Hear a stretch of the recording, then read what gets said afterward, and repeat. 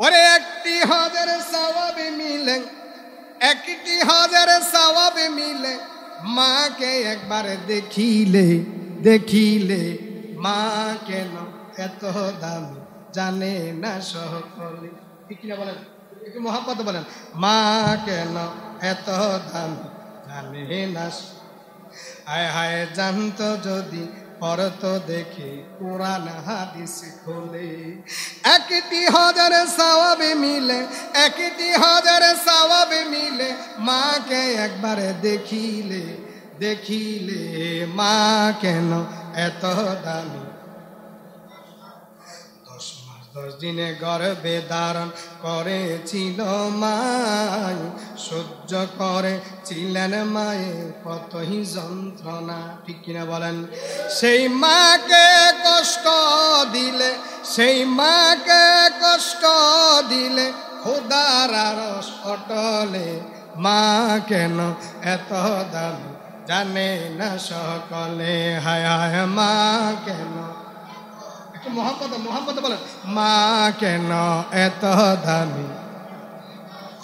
একটি হজের সওয়াবে মিলে, একটি হজের সওয়াবে মিলে, মাকে একবার দেখিলে মা কেন এত দামি। হায় হায় মা কেন এত দামি। 2 বছর পান করালেন মায়ের বুকের দুধ, কোলে বুকে নিয়ে আমায় দিলেন কত সুখ। ঠিক কিনা বলেন, 2 বছর পান করালেন মায়ের বুকের দুধ, কোলে বুকে নিয়ে আমায় দিলেন কত সুখ। কিভাবে সেই মাকে ছেলে, কিভাবে সেই মাকে ছেলে মন্দ কথা বলে, মা কেন এত দামি। হায় হায় জানতো যদি পরে তো দেখে কোরআন হাদিস। একটি হজের সওয়াবে মিলে, মাকে একবার দেখিলে মা কেন এত দামি।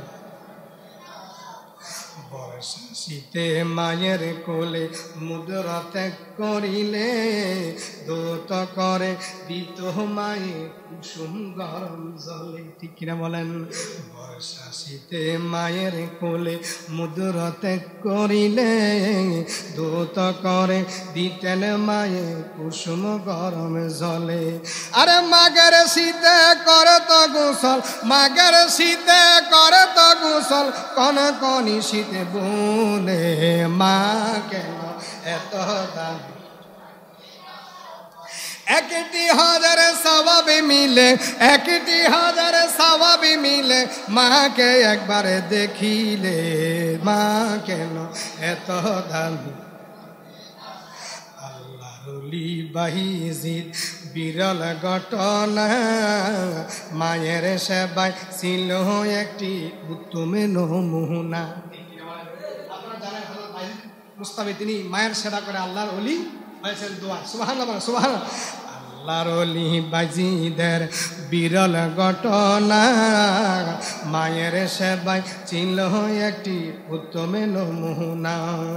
ছেলের জন্য করেন দোয়া, ছেলের জন্য করেন দোয়া, মায়ে দোহা তোলে, মা কেন এত দাম।